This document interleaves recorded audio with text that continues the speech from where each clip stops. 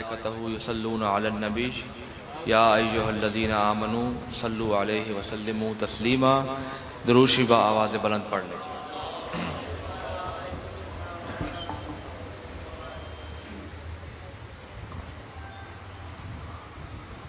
تمام تر حمد و ثنا، تمام تر پاکیزگی و طہارت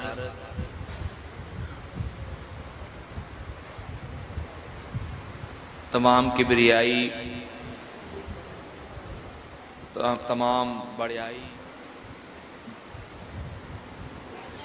تمام تر تعریفات و توصیفات اس ذات احد کو شایع ہے جو قادر مطلق ہے، جو وحدہ لا شریک ہے، جو ذات و صفات میں جس کا کوئی شریک نہیں، جو حی قیوم ہے، جو قائم بالذات ہے، جس کے چاہنے سے سب کچھ ہوتا ہے اور جس کے نہ چاہنے سے کچھ بھی نہیں ہوتا، جو زمین و آسمان کا مالک ہے، خالق ارض و سماوات ہے، دریاؤں کو، سمندروں کو، ہواؤں کو چلانے اور روکنے والا ہے،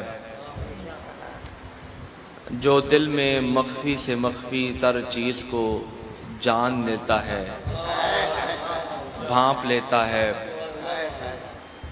جس سے کوئی چیز وہ ہم سے مخفی ہے لیکن مخلوقات اس سے مخفی نہیں۔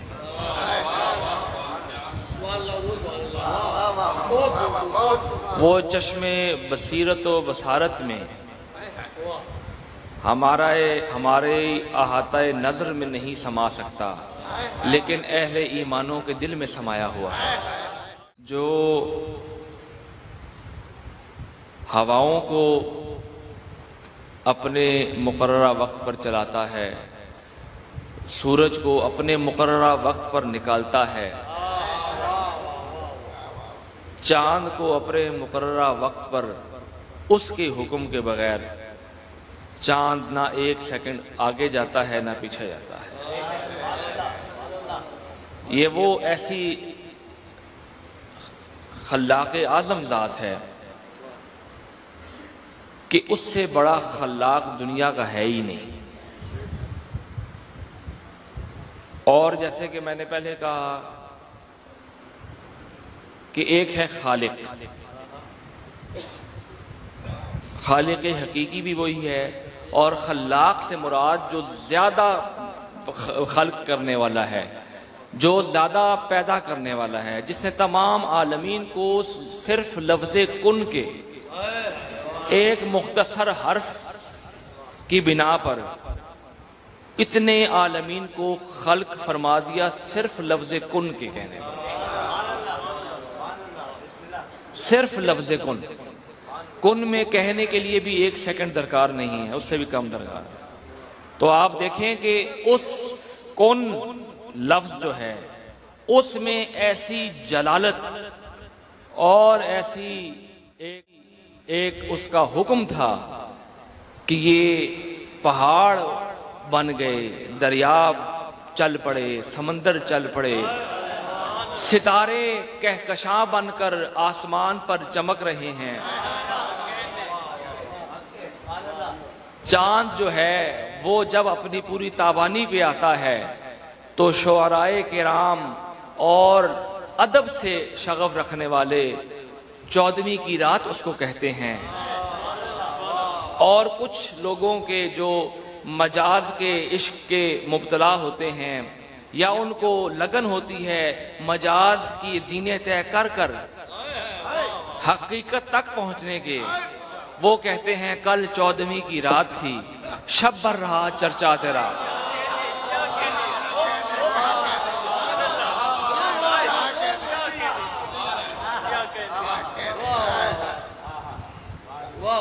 کل 14ویں کی رات تھی، شب بھر رہا چرچا تیرا، کچھ نے کہا یہ چاند ہے، کچھ نے کہا چہرہ تیرا۔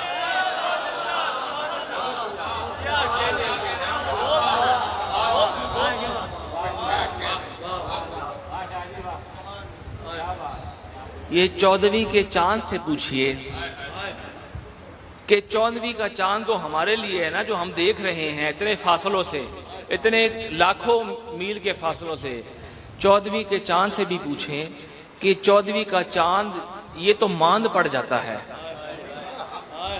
14ویں کے چاند جب پورا 14ویں کا چاند ہوتا ہے اس وقت روشن ہوتا ہے، جب ہلال ہوتا ہے اس وقت اس کی تابانی یا روشنی ایسی نہیں ہوتی۔ اور لیکن چاند سے پوچھئے کہ یہ ایسا کون سا چاند ہے جو کبھی ماند نہیں پڑتا، جو کبھی ماند نہ پڑنے والی جس کی 14ویں کی روشنی ہے، وہ کون ہے؟ تو اہل ایمان، اہل ادب، صاحبان ایمان، صاحبان نظر، صاحبان معرفت، انہوں نے اور چاند نے بھی یہی جواب دیا کہ وہ ایک ہی چاند ہے اور وہ آمنہ کا چاند ہے۔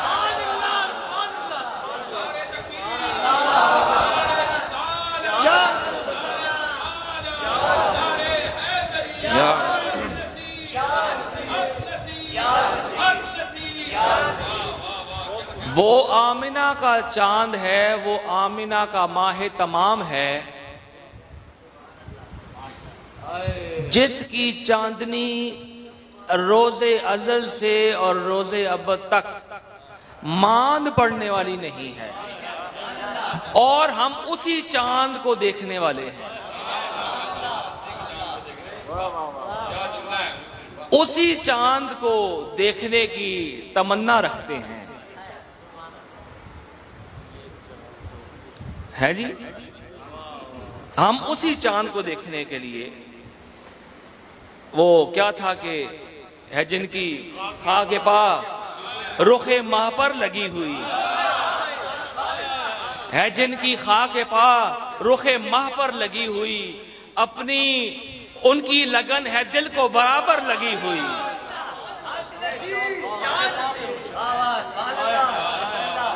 آپ سمجھیں میری بات؟ میں سمجھ سکتا ہوں کہ کوئی بات نہیں، آپ یہ سنجیدہ گفتگو بھی ہے، لیکن آپ ذوق سے سنیں گے تو انشاءاللہ آپ کو، میں آپ سے زیادہ کم وقت میں آیا ہوں یہاں، تو میں نے اور بھی مصروفیات ہیں، یہ افضل علوی صاحب کی محبت تھی، انہوں نے مجھے یاد فرمایا، میں آگے ہوں، میرے آگے 4 پروگرام ہیں، تو 5-10 منٹ آپ کا زیادہ قیمتی وقت ہے، آپ کا مجھے اندازہ ہے، تو آپ کے قیمتی وقت کو میں زیادہ خراب نہیں کرتا، لیکن جن کی میں بات کر رہا ہوں آپ نے بھی کلمہ انہی کا پڑھا ہے۔ میں کوئی اپنی تعریف و توصیف نہیں کر رہا، اللہ بچائے مجھے اپنی تعریف و توصیف سے، صرف تعریف و توصیف اللہ اور اس کے محبوب کی ہے، یہاں کسی کی تعریف ہو نہیں ہے، ٹھیک ہے جی؟ تو ذوق سے سماعت فرمائیں کہ 14ویں کے چاند سے پوچھا کہ یہ تو کیا کہتا ہے، تو روشن کہاں سے، تو نے روشنی جلا کہاں سے پائی ہے، تو نے روشنی کہاں سے پائی ہے؟ تو وہ کہتا ہے کہ یہ جو روشنی دی گئی ہے یہ گنبد خضرا سے آئی ہے، یہ جو نور ہے، جو نور ازلی ہے، اس نور سفر کرتا کرتا وہ نور جب گنبد خضرا کے مکین کے جسد اطہر میں اترا، اس نور سے تمام عالمین روشن ہو گئے۔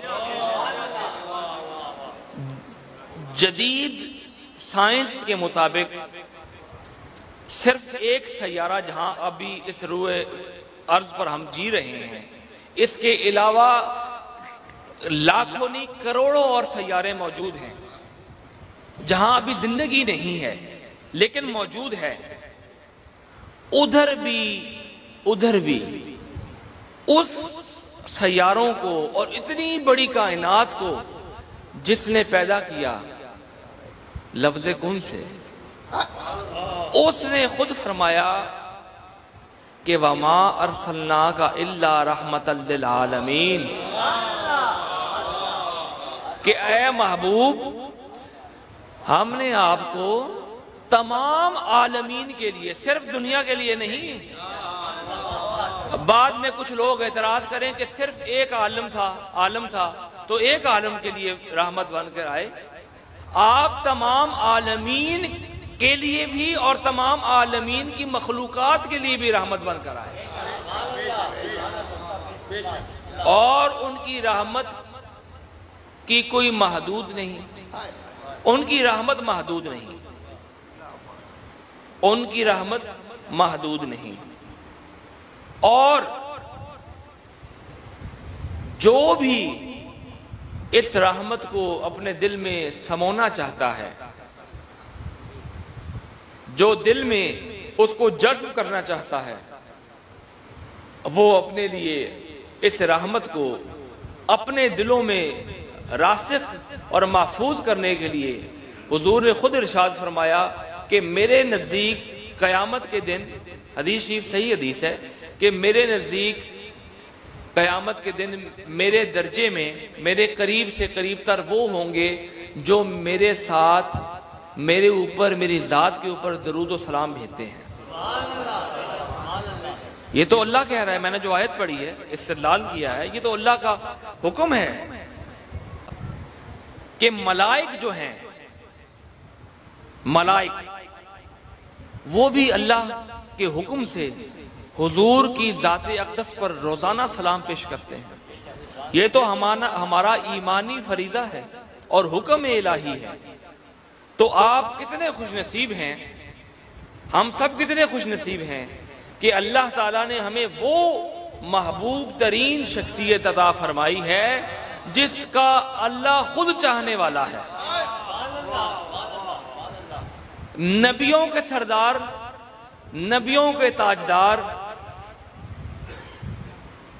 شافع امم، شافع محشر، ساقی کوثر، سید الاولین والآخرین، سید البشر، اس کائنات کے دولہا، صاحب شب معراج، حسنین کے نانا، قاسم کے بابا،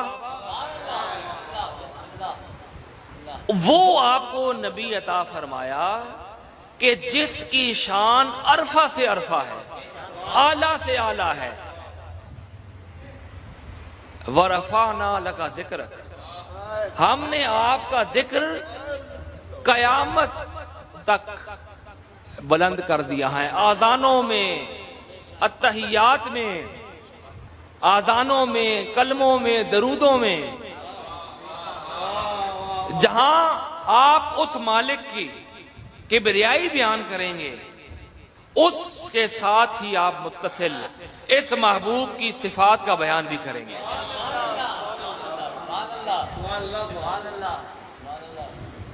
یہ وہ نسبتوں کے حامل لوگ ہیں کہ جنہوں نے تمام عمر اللہ تعالیٰ کے حکم کو مانا اور آپ کو ایک آخری امت بنا کر بھیجا۔ جیسا کہ میں نے عرض کیا کہ حضور آخری نبی ہیں، ہر اعتبار سے، ہر جہت سے، ہر مفہوم سے، ہر پہلو سے اب نبوت کا سلسلہ تمام ہو چکا، اب قیامت تک کوئی نبی نہیں آ سکتا۔ اگر صدیق اکبر، عمر فاروق، عثمان غنی، علی المرتضیٰ، حسنین کریمین، عشرہ مبشرہ، یہ اگر نبوت کا سلسلہ اگر وہ لوگ کہتے ہیں مخالفین کی ختم نہیں ہوا، تو یہ تو حضور کے اپنے دور کے اور تربیت یافتہ اشخاص تھے۔ نبوت کا اگر سلسلہ چلنا ہوتا تو حضور کے صاحبزادوں میں ہی چلتا آگے سلسلہ، لیکن مشیت عزی کو یہ قبول نہیں تھا کہ میں نے ایک ایسا پیکر بنا دیا ہے، ایک ایسا پیکر بنا دیا ہے جو مخلوق میں جس سے پہلے بھی کوئی نہیں تھا اور جس کے آخر میں بھی کوئی نہیں ہوگا، جس کے بعد بھی کوئی نہیں آئے گا، کیونکہ ابتدا دیکھیں اور انتہا دیکھیں۔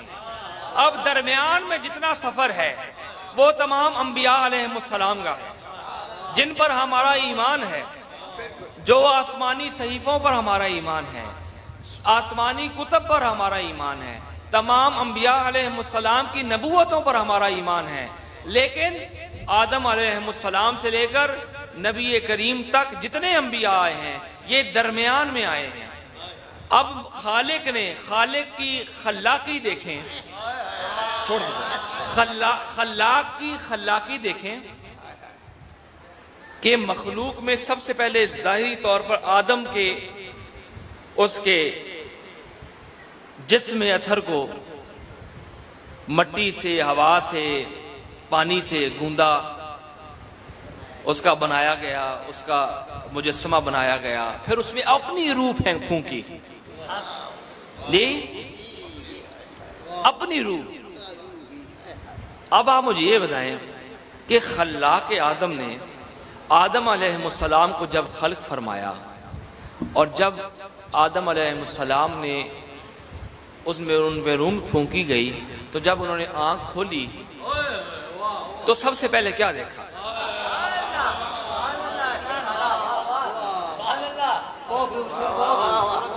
جی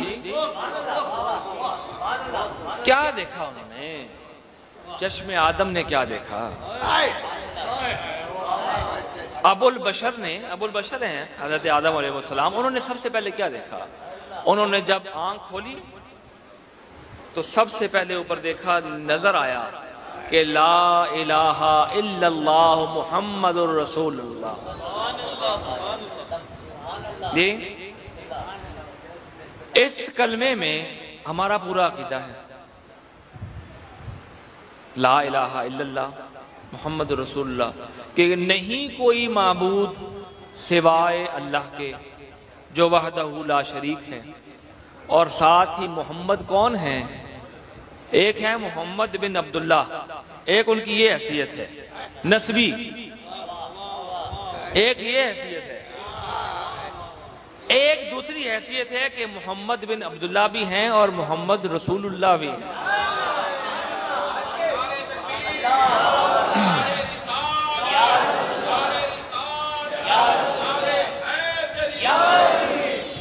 کفار مکہ نے صرف ایک نسبت کو مانا،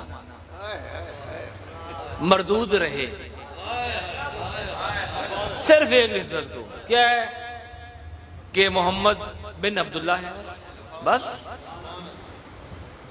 اگر وہ یہ کہہ دیتے کہ ہم آپ کو دونوں نسبتوں سے مانتے ہیں، محمد بن عبداللہ ہیں آپ،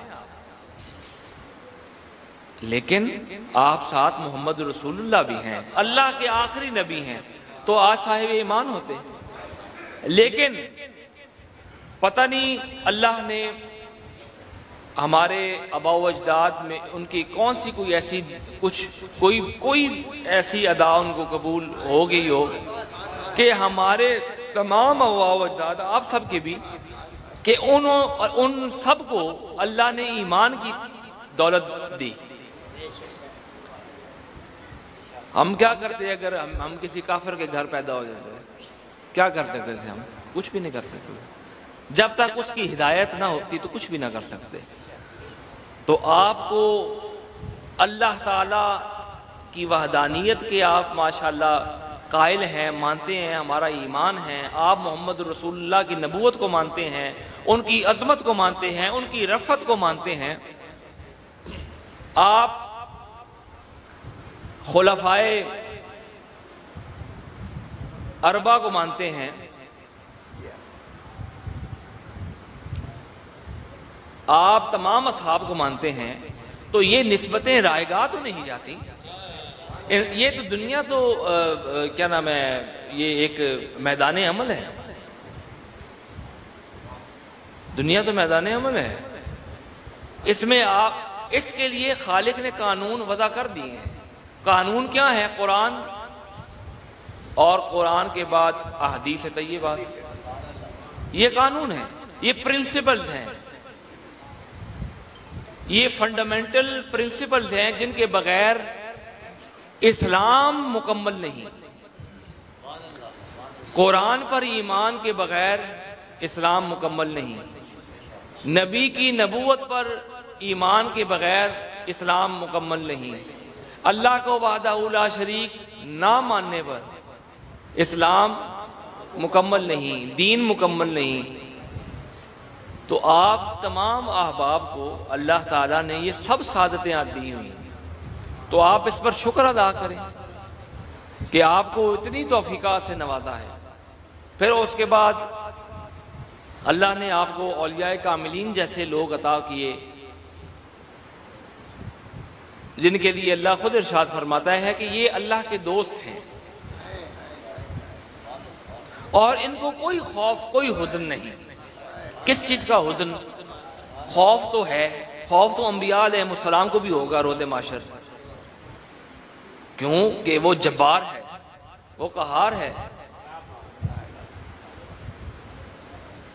اس کی قدرت کے آگے تو سب تھر تھرا رہے ہوں گے۔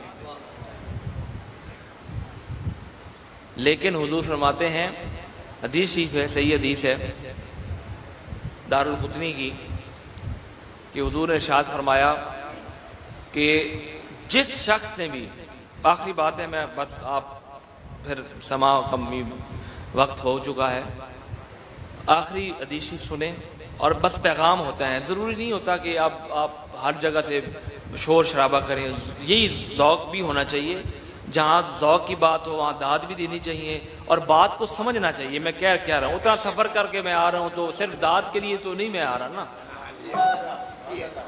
پیغام آپ تک پہنچانے کا مقصد یہ ہے کہ کچھ ہمارا جو بھی ہم کچھ کوشش کر رہے ہیں آپ تک پہنچ جائے۔ حضور فرماتے ہیں کہ جس نے زندگی میں ایک دفعہ بھی میری قبر کی زیارت کر لی، یار ذوق سے سن لو، یہ ذوق والی بات ہے، اس کے لیے ذوق بیدار کر لو۔ جس نے زندگی میں ایک مرتبہ میری مزار اقدس کا، میری قبر اطہر کو زیارت کر لی، اس کے اوپر بروز قیامت میری شفاعت واجب ہے۔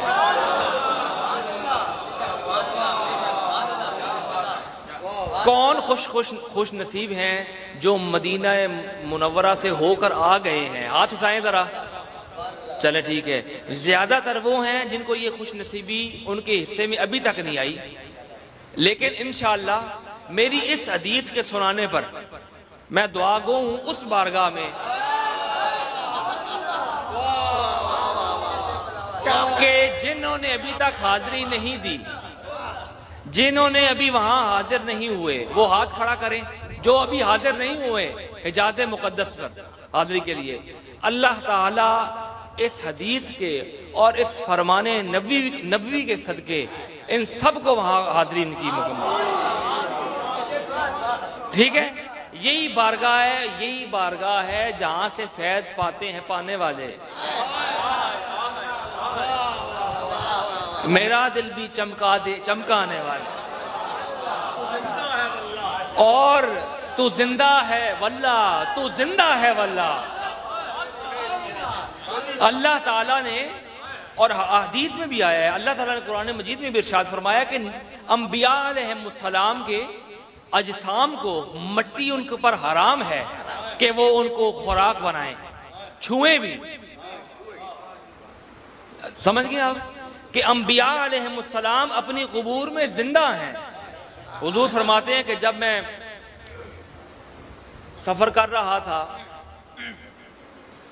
معراج کی جانب، معراج پر، تو میں نے دیکھا حضرت موسیٰ علیہ السلام اپنی قبر اطہر پر نماز ادا کر رہے ہیں۔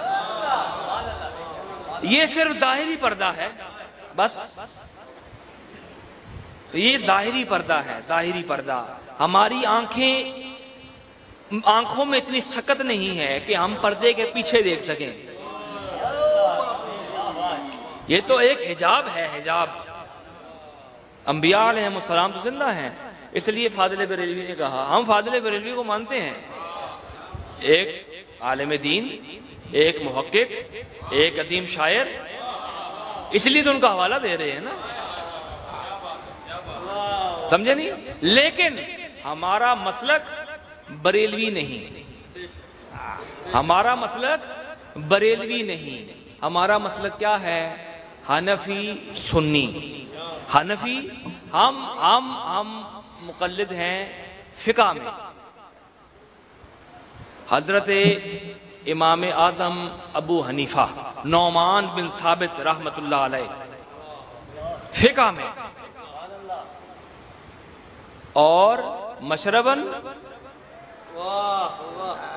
مشربن تو آپ جانتے ہیں کہ ہم کون ہیں، اور جو نہیں جانتے وہ جان لیں ہم کون ہیں۔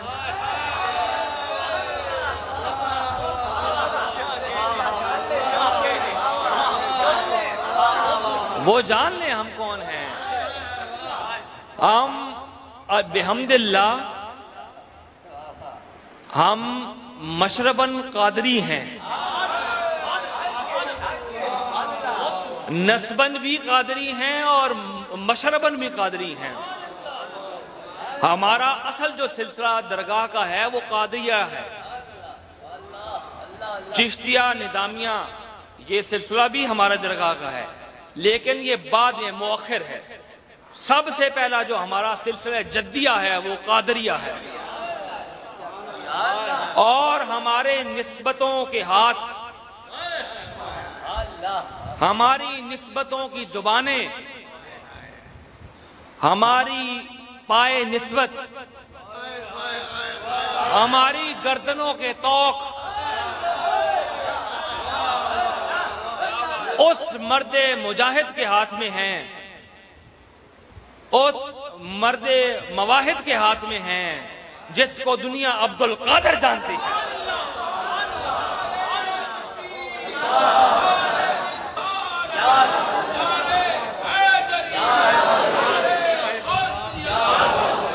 شاہ بغداد صدا بول ہے بالا تیرا، کیوں نہ ہو صاحب معراج ہے بابا تیرا۔ جی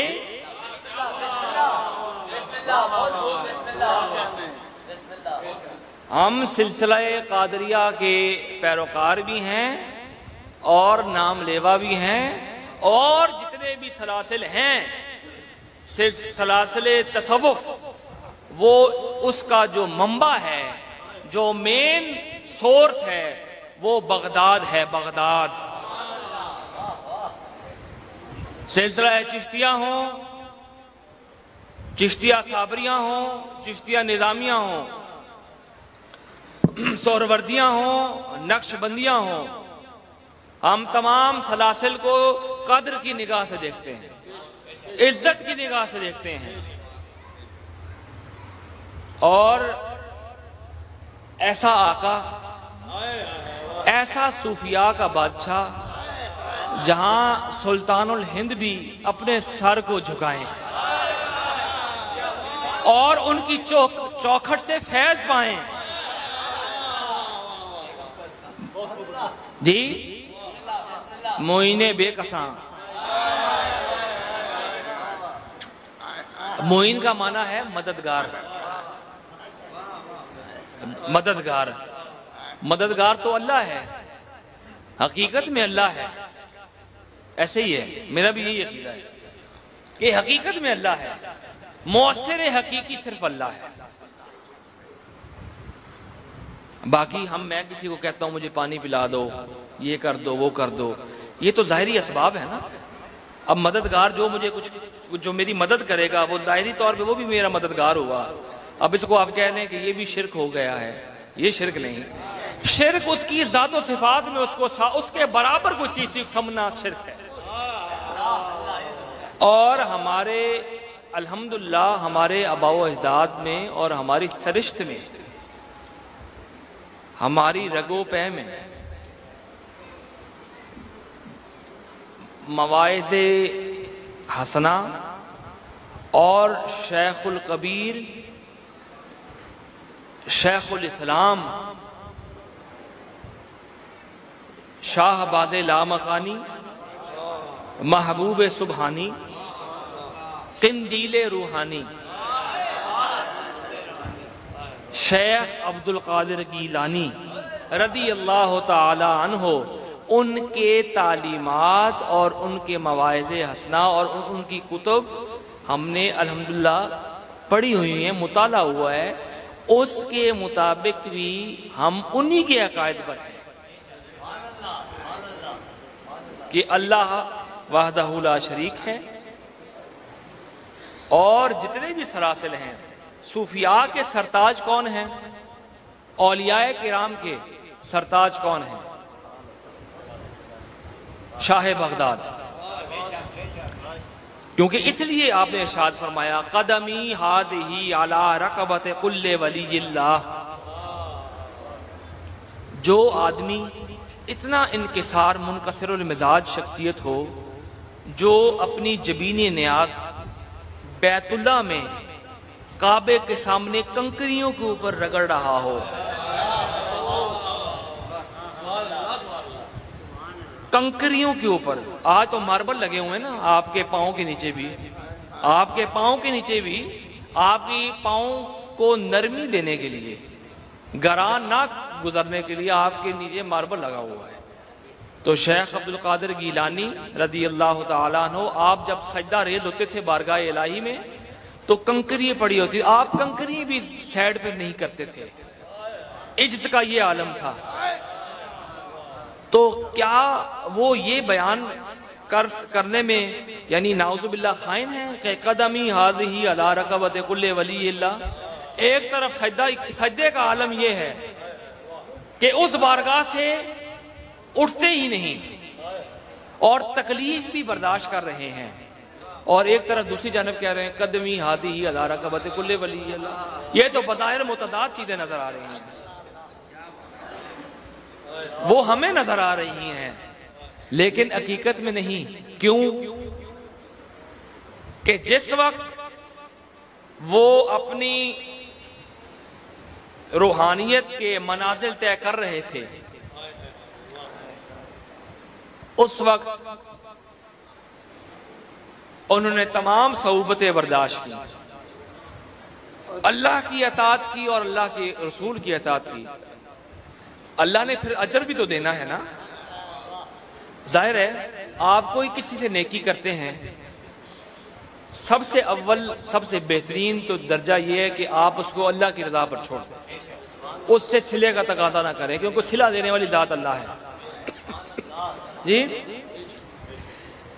عبد القادر گیلانی رضی اللہ تعالی عنہ نے تمام عمر اس وحدہ لا شریک کی، اب بلکہ میں یوں اگر کہوں کہ عبد القادر نے تمام عمر قادر کی بندگی کی. عبد القادر نے تمام عمر قادر کی بندگی کی، قادر کے احکامات بجا لائے تو قادر ایسا مطمئن ہوا، قادر ایسا راضی ہوا کہ اس نے عبد القادر کو راضی کر دیا. اس کو کیسا راضی کیا؟ اس کو ایسا راضی کیا جیسے میں اب بیان کر رہا ہوں کہ تمام سلاسل تصوف جس سائبان کے نیچے سے آ کے سایہ تلاش کرتے ہیں وہ سایہ عبد القادر ہے. وہاں سجدے کرتے ہیں، تکلیف برداشت کرتے ہیں، اور یہاں ارشاد فرماتے ہیں قدمی ہذہ علی رقبۃ کل ولی اللہ کہ میرا یہ پاؤں یہ تمام اولیاء کرام کی گردنوں پر ہے. یہ کیوں کہا؟ یہ بظاہر تو آپ سمجھیں گے کہ یار یہ تو بڑا یعنی متکبرانہ جملہ ہے، لیکن یہ کم علم لوگ اور کم ظرف لوگ سمجھتے ہیں. آپ ایسے نہیں ہیں. کیوں کہ ان کو آپ سب کو پتا ہے کہ آپ کے حالات کیا تھے.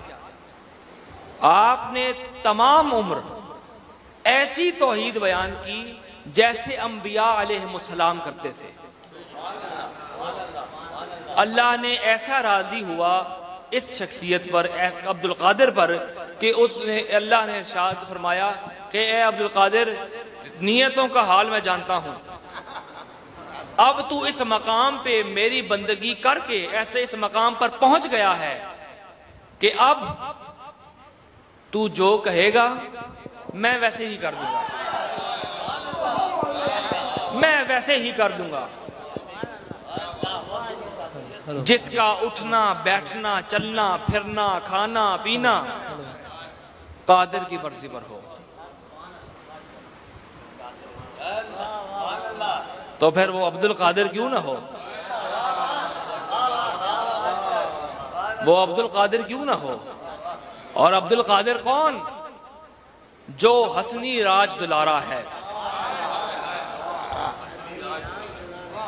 جو حضرت امام حسن مجتبی علیہ السلام کی آل سے ہے۔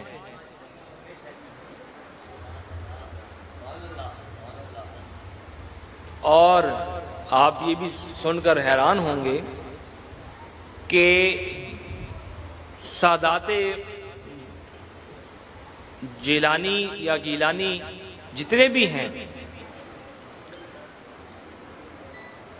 ان کی ایک وجاہت ہے، ان کی اپنی کوئی کمال نہیں، ان کی جد کی کمال ہے۔